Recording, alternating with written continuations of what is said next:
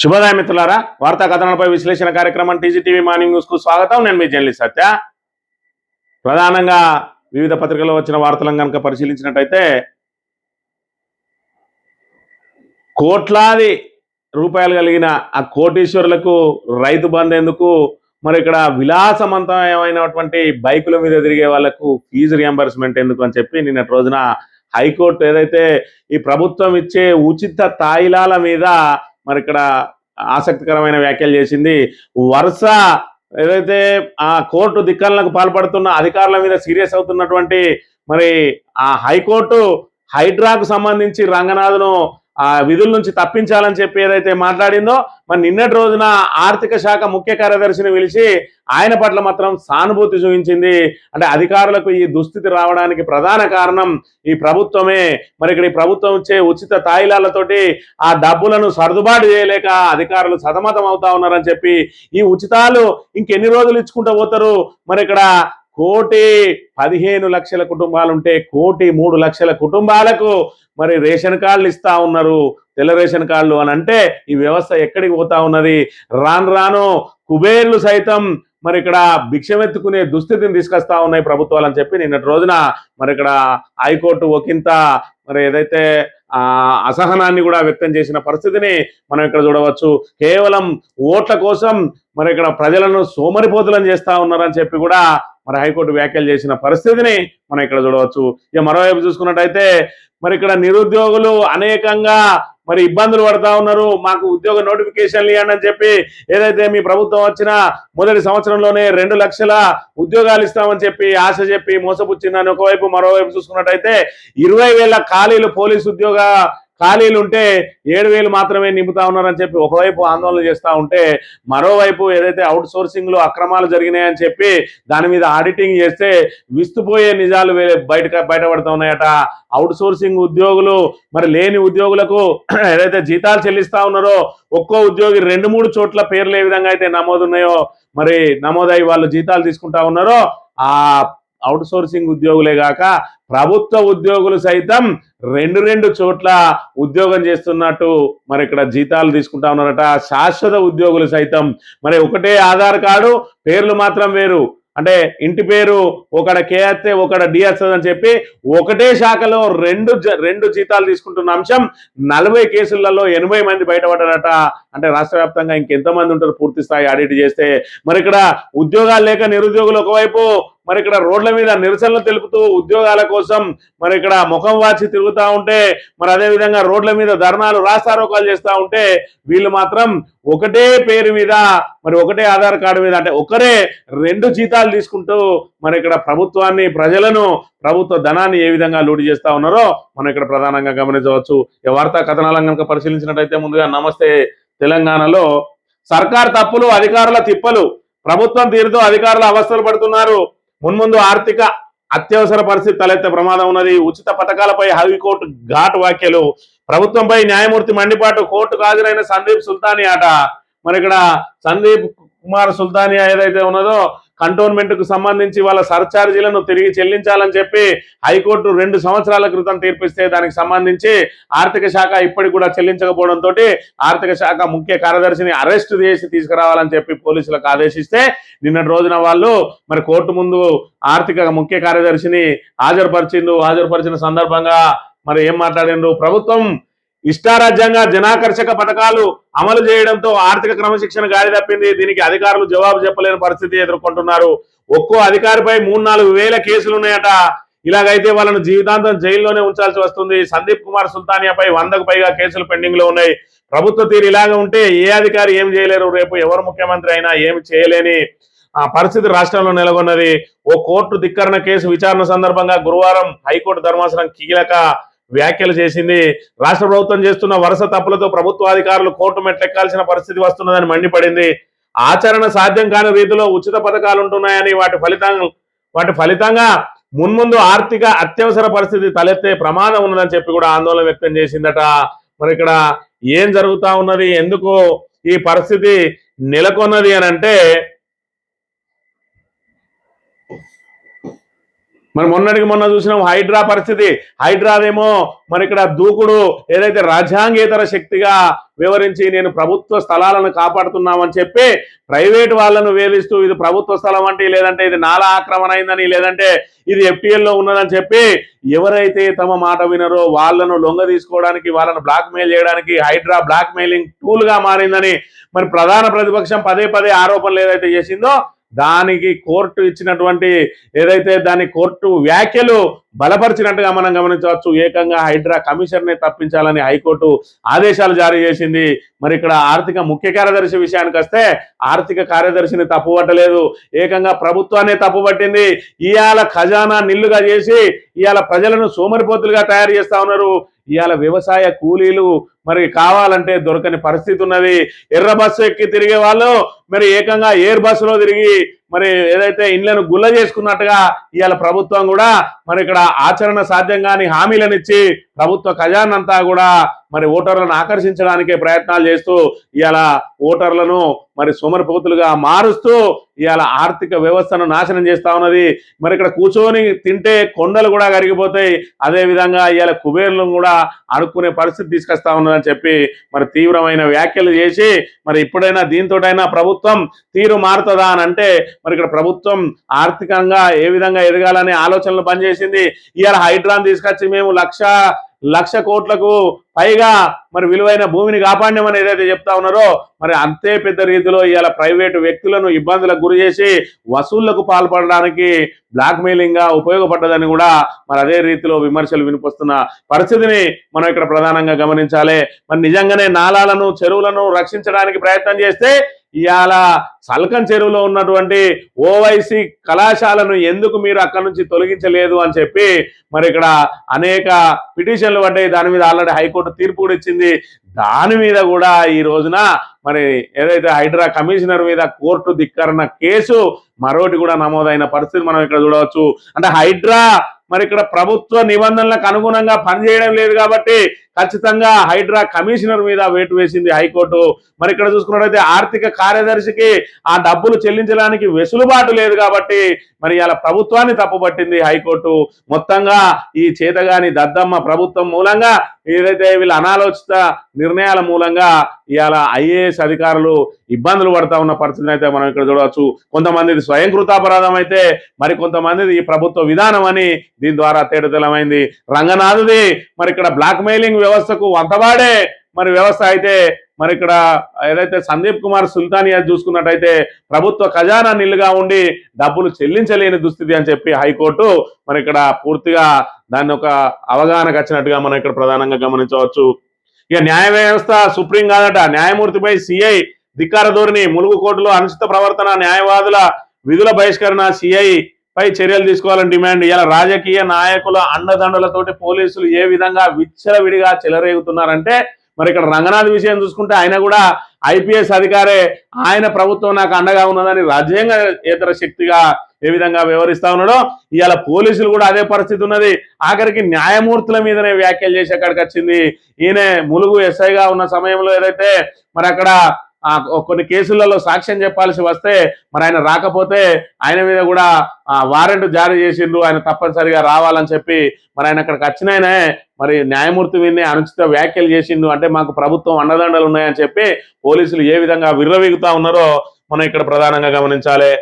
ఇక విచారణ తీరుపై వివరణ ఇవ్వండి. ఉదయ్ కృష్ణారెడ్డి కేసులో CIకి కోర్టు మేము 2 రోజుల్లో ఆరోపణలకు బదులు ఇవ్వాలని ఆదేశం. పోలీసుల తీరుపై జడ్జి ఎదుట నిందితుడి కన్నీరు.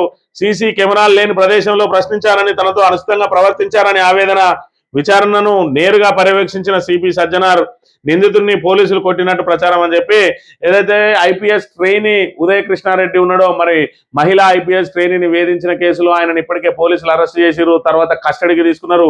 కస్టడీకి తీసుకున్న సమయంలో మరి CC కెమెరాలు లేని చోట నన్ను తీవ్ర ఇబ్బందులకు గురి చేసిండ్రు, మరి నన్ను చిత్రహింసలు పెట్టిండ్రు అని చెప్పి మరి ఆయన కోర్టుకు విన్నవించుకున్నాడట. దాని మీద మరి CIకి మెమో జారీ చేసిండ్రు. ఆఖరికి మీ కుటుంబ సభ్యులను ఎన్కౌంటర్ చేస్తామని కూడా బెదిరించిందని చెప్పి ఆయన మరి ఆ పిటిషన్ లో పేర్కొన్నట్టుగా వార్తలు వస్తా ఉన్నాయి. ఇక నిండుగా శ్రీశైలం నీళ్ళింకా ఎత్తనేం, కృష్ణా జలాలపై నిమ్మకు నీరెత్తినట్టు రేవంత్ సర్కార్. పాలమూరు కల్వకుర్తికి ఎత్తిపోసే వీలున్నా మౌనం. వరదను కిందికి వదిలి సాకులు చెప్తున్న ప్రభుత్వం. మరోవైపు 2 రోజుల్లో శ్రీశైలం గేట్లెత్తే అవకాశం. జూరాల అవుట్ఫ్లో శ్రీశైలం ఇన్ఫ్లో మధ్య భారీ తేడా, కృష్ణా నీటిని ఒడిసిపట్టకుండా సాగనంపుతున్న సర్కార్, ఏపీ కోసమైనా వెంపర్లాట పట్టదా పాలమూరు గోస. మరి కృష్ణా నది నుంచి మనం ఏదైతే నీటిని ఎత్తిపోసుకునే అవకాశం ఉన్నది, మరి ఆల్రెడీ మనకు సరిపడా నీళ్ళు వచ్చినాయి, కానీ గేట్లు ఎత్తే పరిస్థితి వచ్చినా కూడా కనీసం ఎత్తిపోయకుండా కిందికి వదలడంలో దీని ఆంతర్యం ఏందో ఒకసారి అర్థం చేసుకోవాలి. ఇప్పటికే ఎల్నినో ప్రభావంతో మరి ఇక్కడ రైతులు నానా ఇబ్బందులు పడుతున్న తరుణంలో వచ్చిన ఆ కాస్త వరదలను కూడా ఒడిసి పట్టుకొని ఎత్తిపోసుకొని మరి ఇక్కడ పాలమూరు, రంగారెడ్డి లాంటి ప్రాజెక్టులకు వాటిని మళ్లించాల్సింది పోయి యథేచ్ఛగా కిందికి వదిలేసి ఏపీ ప్రయోజనాల కోసమే మరి ఈ వెంపర్లాట జరుగుతా ఉన్నది మన తెలంగాణ కాంగ్రెస్ ది.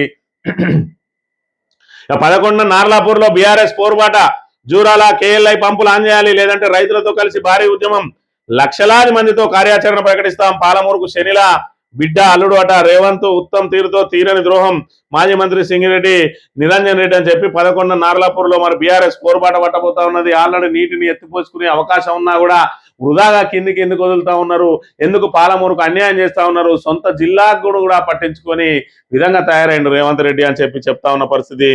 ఇక కాళేశ్వర గంగా కష్టాలు తీర్చంగా 27.85 కిలోమీటర్లు నిండుగా వరద కాలువ, 300 MCFTల నీటి నిల్వలతో కలకల, ఆనందంలో ఎస్ఆర్ఎస్పీ ఆయకట్ రైతులు, రివర్స్ పంపింగ్ తో సాగుకు సమాయత్తం, ఇకనైనా ప్రభుత్వం చెరువులు నింపాలి, ఎమ్మెల్యే వేముల ప్రశాంత్ రెడ్డి సూచన అని చెప్పి కాళేశ్వరం మరి ఏదైతే రివర్స్ పంపింగ్ సిస్టమ్ ఏదైతే ఉన్నదో ఇవాళ మేడిగడ్డ దగ్గర వీళ్ళు నిర్లక్ష్యం వహించి నీటిని ఎత్తిపోయకున్నా మరి సుందిల గేటు తెరిచినా, అదే విధంగా మరి ఏదైతే అన్నారం గేట్లు తెరిచినా కూడా ఇవాళ ఎల్లంపల్లి దగ్గర ఉన్నటువంటి వచ్చే వరద నీటిని కాళేశ్వరంకు ఏదైతే సైకిళ్ళు కాళేశ్వరానికి సంబంధించిన సిస్టమ్ లో భాగంగా ఎత్తిపోయడం మూలంగా ఈడ మరి వరద కాలువ ముప్కాల్ రెగ్యులేటర్ వరద కాలువట ఇది. ఆ వరద కాలువ నిండా 28-29 కిలోమీటర్ల మేర మరి నీళ్లు నిలిచి ఉన్నది. అదే కన్నెపల్లి నుంచి నీటిని కనుక ఎత్తిపోసుకొని సుందిల్ల అన్నారం గేట్లు వేసి పెట్టున్నట్టు అయి ఉంటే గోదావరి అంతా జలకల ఉండేది. అదే విధంగా మేడిగడ్డను ఇప్పటికే రిపేర్ కనుక చేసి ఉన్నట్టు అయి ఉంటే అసలు ఎలినో ప్రభావం అనేది తెలంగాణలో ఉండకనే పోవు అనే విషయాన్ని కూడా మనం ఇక్కడ ప్రధానంగా గమనించాలి. ఫేక్ ఎన్ఓసీలపై మౌనం, హైడ్రా మౌనం, విషయం బయటకు పొక్కినప్పటికీ దాగుడు మూతలో 2 ఏళ్లలో ఇచ్చిన ఎన్ఓసీలు అసలు వెన్ని నకిలీ వెన్ని, దవాఖానాలు ఇతర భవనాలకు ఇచ్చిన పత్రాల సంగతి ఏమిటి, నకిలీ ఎన్ఓసీల కుంభకోణంలో అసలు సూత్రధారులు ఎవరు, కాలేజీల కేసులో రివర్స్ విచారణ చేయడం పైన అనుమానాలట. మరి ఇక్కడ మొన్న చూసిన 8 కాలేజీల వాళ్ళు హైడ్రా కమిషనర్ రంగనాథ్ సంతకాన్నే ఫోర్జరీ చేసిరు అని మరి ఇప్పుడు ఇంకా అనేకంగా ఉన్నాయట. అక్కడ హైదరాబాద్ లో కొత్తగా ఏది కావాలన్నా రెన్యువల్ కావాలన్నా హైడ్రా సంతకం అవసరం అని చెప్పి మరి ఇక్కడ అనేక రకాలైన ఎన్ఓసీలు విడుదలైనవి, మరి రిలీజ్ అయినాయి. వాటిలో అసలు ఎన్ని నకిలీ ఎన్ని అని మరి తెలవడం లేదు. దీనిలో మాత్రం సీక్రెట్ ఎంక్వైరీ జరుగుతూ ఉన్నాయట. అసలు ఎందుకు సీక్రెట్ ఎంక్వైరీ అంటే మరి హైడ్రా తప్పిదావలు ఏమన్నా బట్టబయలు అయితే అని చెప్పి వాళ్ళు సీక్రెట్ గా చేస్తున్నారా తెలియదు. ఇక 480 రోజుల్లో 444 కోట్లు అనూహ్య రీతిలో కాంగ్రెస్ ఎమ్మెల్యే ప్రేమ్ సాగర్ రావు రుణ చెల్లింపు, ఏడాదిన్నరలోనే బ్యాంకులకు 100 కోట్ల లోన్ చెల్లింపు మర్మం ఏమిటి, 444 కోట్లకు 2025 మార్చిలో ఎన్ఓసీలు జారీ చేసిన బ్యాంకులు.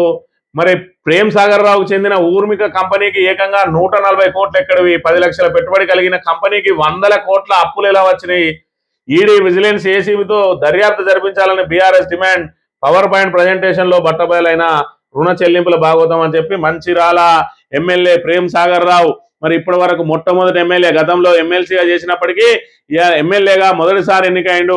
మరి మొదటిసారి ఎన్నికైన సమయంలో ఆయనకు సంబంధించిన కంపెనీలు 444 కోట్ల రూపాయలు మరి అప్పులలో ఉన్నాయట.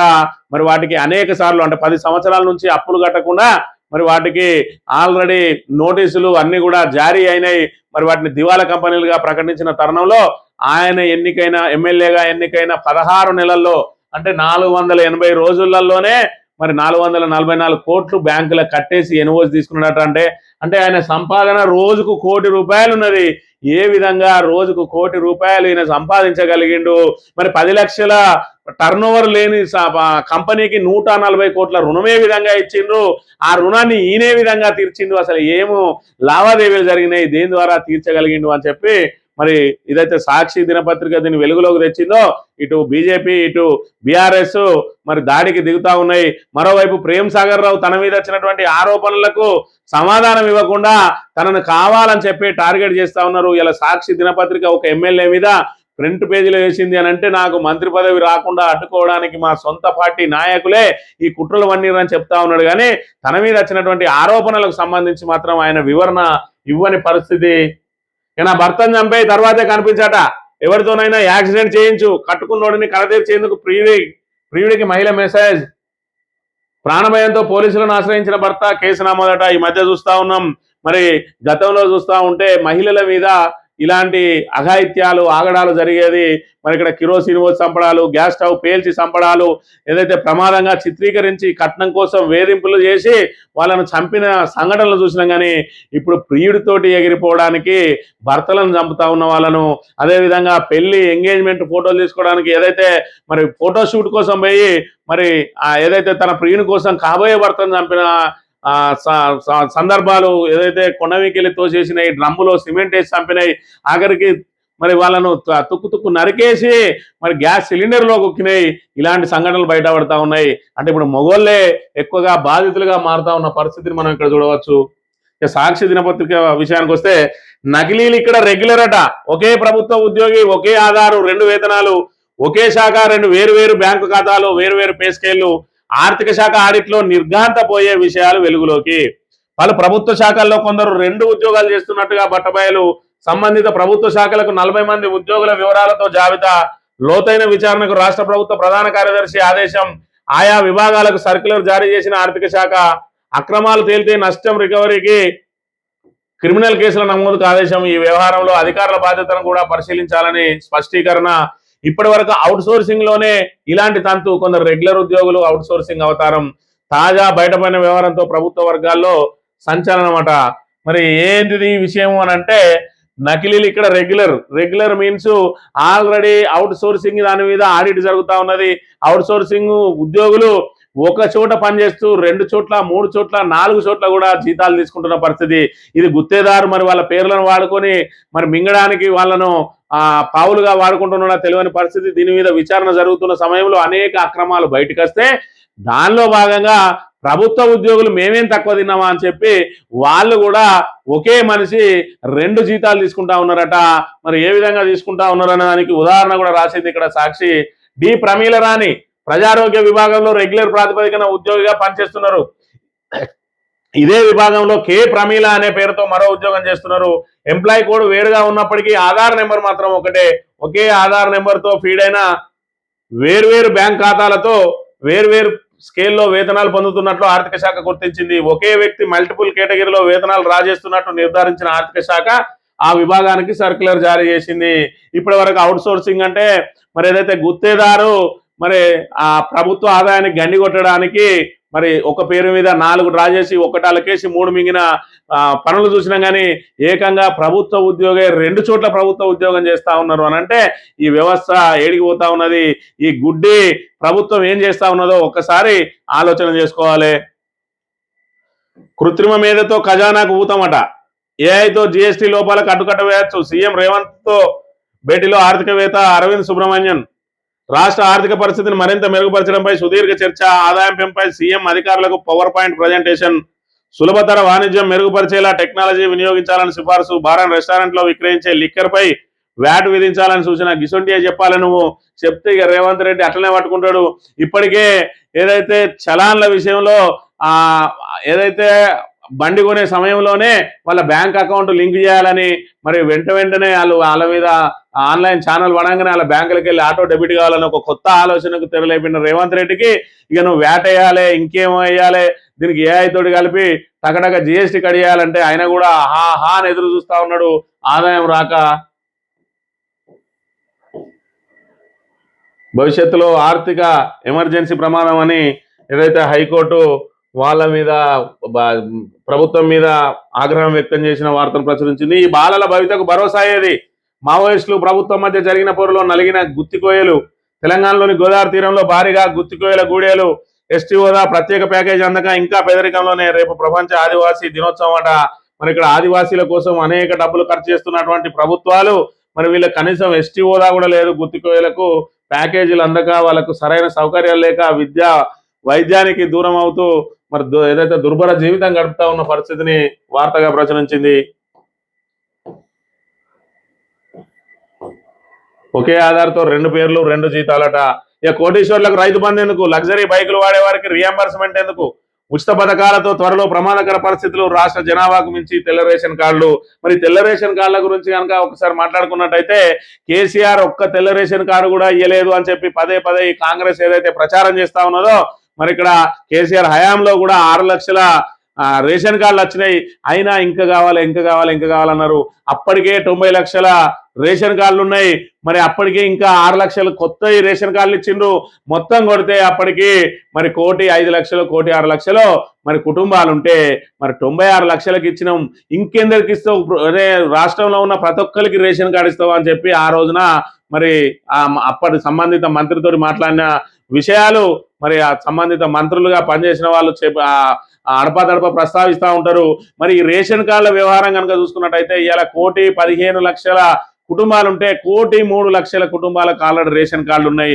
ఇంకా కొత్త రేషన్ కార్డులు ఇచ్చుకుంటూ పోతే 1,15,00,000కు 1,15,00,000 రేషన్ కార్డులు ఇచ్చినట్టయితే మరి ఇలా మధ్యతరగతి వారు, ఎగువ మధ్యతరగతి వారు, మరి ఇక్కడ కోటీశ్వరులు, మరి బిలో పావర్టీ లైన్ పైన ఉన్న వాళ్ళందరూ ఎంతమంది, ఎన్ని కుటుంబాలు అంటే కేవలం 12 లక్షల కుటుంబాలే ఉన్నాయి ఇప్పటికీ.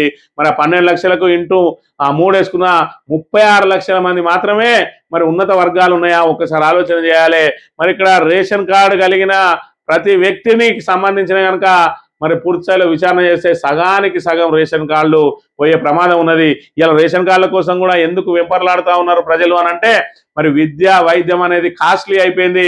ఇవాళ 10,000కు 20,000కు జీతం తెచ్చుకున్న వాళ్ళకు ఏదైతే రేషన్ కార్డు కోసం లిమిట్ ఏదైతే పెడతా ఉన్నారో 1,60,000 1,50,000 1,60,000 లేదంటే వార్షిక మన ఆదాయం 2 లక్షలు ఉన్న వాళ్ళకు మరి ఇక్కడ రేషన్ కార్డు ఇయ్యము అని అంటే మరి 20,000 వచ్చే వాళ్ళు కూడా 2 లక్షలకు పైగా ఉంటుంది.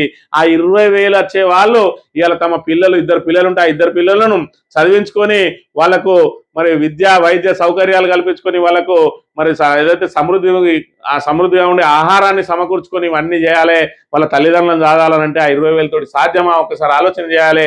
ఇలా విద్యా వైద్యం లాంటి ఫ్రీ చేసి ఆ తర్వాత రేషన్ కార్డులను తొలగియాలి. ఇవాళ అత్యధిక ఖర్చు, ఒక కుటుంబంలో అత్యధిక ఖర్చు ఏదన్నా ఉన్నది అని అంటే అది ఖచ్చితంగా విద్యా వైద్యమే. ఇవాళ సన్న బియ్యం ఇచ్చినప్పటికీ కూడా ప్రభుత్వం మేము సన్న బియ్యం ఇస్తామని గప్పాలు కొడతా ఉన్నది. ఆ సన్న బియ్యం కూడా మరి ఏదైతే అత్యంత నిరుపేదలు తప్ప మిగతా వాళ్ళందరూ కూడా అమ్మకానికే వేస్తా ఉన్న పరిస్థితిని మనం ఇక్కడ చూడాలి. కాబట్టి రేషన్ కార్డులు తగ్గియాలంటే ముందు కొన్ని సంస్కరణలు తీసుకురావాల్సిన అవసరం అయితే ఉన్నది. ఇక 1,20,000 రోబో టాక్సీలు 95,000 కోట్లతో త్వరలో తీసుకొస్తాం. ఈ ఏడాది పలు దేశాల్లోని 15 నగరాల్లో ప్రయోగాత్మకంగా ప్రవేశపెడతామంటుంది ఊబర్. మరి ఇప్పటికిప్పుడు ఆ క్యాబ్ డ్రైవర్ల ఉపాధికి ముప్పే ఉండదని చెప్తా ఉన్నది. ఆఖరికి ఆ క్యాబ్ డ్రైవర్ ఉద్యోగాలు కూడా బూస్ట్ కాబోతా ఉన్నాయి. ఇవాళ ఏ వచ్చిన తర్వాత ముందుగా వేటు పడ్డది సాఫ్ట్వేర్ ఇంజనీర్ల మీద. కంపెనీలు వేలాది మందిని తొలగిస్తూ వస్తా ఉన్నాయి. 10,000 మందిని, 15,000 మందిని, 20,000 మందిని అని చెప్పి 60,000 మంది పనిచేసేదన్నా కూడా 20,000 మందికి ఉద్వాసన పలుకుతా ఉన్నారు. ఇలాంటి పనులు చేసే వాళ్ళను మరి ఏదైతే ఆ డ్రైవర్లుగా పనిచేసే వాళ్ళకు కూడా ఇలా రోబో ట్యాక్సీలు తెస్తే ఆ డ్రైవర్ ఉద్యోగాలు కూడా బూస్ట్ కాబోతా ఉన్నాయి. మూసీ ప్రాజెక్టుకు లైన్ క్లియర్ అట. మొదటి దశకు పర్యావరణ అనుమతులు మంజూరు. 7,055 కోట్ల వ్యయమవుతుందని అంచనాలట. 495 ఎకరాల నది తీర ప్రాంత అభివృద్ధికి చర్యలు. 146 ఎకరాల వరకు పట్టాభూమి, 639 వరకు శాశ్వత తాత్కాలిక నిర్మాణాల తొలగింపు. ఇక మూసీ కోసం మళ్ళీ వాళ్ళందరినీ రోడ్డున పడేయడానికి ప్రభుత్వం సిద్ధమైతా ఉన్నది. ఇక బెంగాల్ దక్కింది, తెలంగాణ దక్కాలి. అధికారమే లక్ష్యంగా బీజేపీ రూట్ మ్యాప్. 15 ఆగస్టు తర్వాత పార్టీ కోర్ కమిటీ సమావేశం. గ్రేటర్ బరిలో ఒంటరిగానే పోటీకి నిర్ణయం. పార్టీ రాష్ట్ర అధ్యక్షుడు ఎంపీలతో ఢిల్లీలో నవీన్ భేటీ. విభేదాలు వీడి ఐక్యంగా అడిగేయాలని ఉద్బోధ. చిన్న చిన్న విభేదాలు ఉంటే కూర్చోబెట్టి మాట్లాడి పరిష్కరిస్తున్నాం అంటున్నారు రామచంద్రరావు. మరి బెంగాల్ దక్కిందట, ఇక తెలంగాణ దక్కాలట. బెంగాల్లో మరి అనేక రకాలుగా బీజేపీ నాయకులు అక్కడ ఉన్నటువంటి మరి దీది మీద అనేక రకాలుగా పోరాటాలు చేసిండ్రు. ఆమె చేసే తప్పులను ఎప్పటికప్పుడు ప్రతిపక్షంగా ఎదుర్కొన్నారు. ఇవాళ అక్కడ సిపిఎం చేతులెత్తేసింది, బీజేపీ ప్రత్యామ్నాయంగా మారింది. బీజేపీ ప్రభుత్వ వ్యతిరేక విధానాలను ప్రతిక్షణం కూడా పోరాటం చేసింది. అదే విధంగా చూసుకున్నట్టయితే అక్కడ హిందువుల మీద జరిగే దాడులకు బీజేపీ అండగా నిలిచింది. తద్వారా బీజేపీ ప్రత్యామ్నాయంగా మారింది. తెలంగాణలో చూసుకున్నట్టయితే ప్రజా వ్యతిరేక విధానాలకు వంత పాడుతా ఉన్నది. మీరు రేవంత్ రెడ్డి చేసే తప్పులను మరి ఇక్కడ సమర్థిస్తా ఉన్నది. ప్రతిపక్ష పార్టీగా అధికార పార్టీ చేసేటువంటి మరి ప్రజా వ్యతిరేక విధానాలను మరి ప్రజాకంటక పాలన ప్రశ్నించాల్సింది పోయి గత ప్రభుత్వ విధానాలను ప్రశ్నిస్తూ కాంగ్రెస్ పార్టీకి మరి చేయూత అందిస్తా ఉన్నది. అందుకే బీజేపీ 8+8 ఉన్నది. రేపు 8+8 = 0 అన్న ఆశ్చర్యం లేదనే విషయాన్ని మనం ఇక్కడ గమనించాలి. ప్రతి ఠాణాలో సైబర్ వారియర్స్, త్వరలో ప్రతి జిల్లాలో సైబర్ క్రైమ్ పోలీస్ స్టేషన్. రాష్ట్రంలో నమోదవుతున్న ప్రతి 4 నేరాల్లో ఒకటి సైబర్ మోసం కేసు ఉంటుంది. దాంతో ప్రతి ఠాణాలో కూడా సైబర్ వారియర్స్ అంటే సైబర్ క్రైమ్ కు సంబంధించిన వాళ్ళను ప్రతి ఠాణాలో పెట్టి జిల్లాకు ఒక సైబర్ క్రైమ్ పోలీస్ స్టేషన్ పెడతా అని చెప్తా ఉన్న పరిస్థితి. బాహ్య విలయ రహదారి ఔటర్ పై ఇష్టానుసారంగా నడుస్తున్న వాహనాలు, వేగంగా వెళ్లాల్సిన 1-2 లేన్లలో లారీలు, ట్రక్కులు, ఓఆర్ఆర్ పై వాహనాలు ఎక్కడ పడితే అక్కడ నిలిపేస్తుండడంతో పెరుగుతున్న ప్రమాదాలు. పలు చోట్ల సరిగా కనిపించిన సైన్ బోర్డులు, గుంతలు, రోడ్డుపై తేలిన సన్నని గులకరాళ్లు. ఔటర్ పై రాబడి లేకపోయినా కోట్లు వ్యయం. 3 ఏళ్లుగా కన్సల్టెన్సీతో ప్రయోజనం శూన్యం. మరోసారి టెండర్ అట. మొత్తానికి అక్కడ ఉన్న గుత్తేదారును తప్పియడం కోసం ఈ తాబేదార్ పత్రికతోటి ఇవన్నీ చేస్తా ఉన్నారు. కనీసం నిర్వహణ మరి లేదు. సైబర్ ఏదైతే ఓఆర్ఆర్ మీద మరి పర్యవేక్షణ లేదు, పెట్రోలింగ్ లేదు. ఆగి ఉన్న వాహనాలను మరి అక్కడ ఆగకుండా ఎక్కడ పడితే అక్కడ నిలిపేసిన వాహనాల మీద ఎక్కడికక్కడ ఫైన్లో విధించుకుంటూ ఉంటే అక్కడ మరి అంటే నిర్వహణ సరిగ్గా లేక ఇవాళ ఆడలేక మధ్యలో ఓడన్నట్టుగా ఉన్నది ప్రభుత్వ పరిస్థితి. ఈనాడు దినపత్రిక విషయానికి వస్తే 95 టీపీఎస్లు 928 కోట్లట. అంచనాలు రూపొందించిన విద్యాశాఖ. వ్యయంలో ఏఐఐబి నుంచి 650 కోట్ల రుణం. అంతే, మనం అప్పులు లేదే ఏం చేయలేము. తెలంగాణ పబ్లిక్ స్కూళ్ళ పేరుతోటి మళ్ళీ 95 కడతాడట. రాష్ట్ర వ్యాప్తంగా కట్టే 95కు ఈయన 928 కోట్లు అయితే పెడతానో వాళ్ళు 650 కోట్లు మళ్ళా అప్పే. ఈ అప్పులు తెచ్చి ఇప్పటికే మరి తెలంగాణ మీద భారం మోపుతా ఉన్నాడు. మరి గత ప్రభుత్వం అప్పులు తెచ్చింది అంటా ఉంటాడు.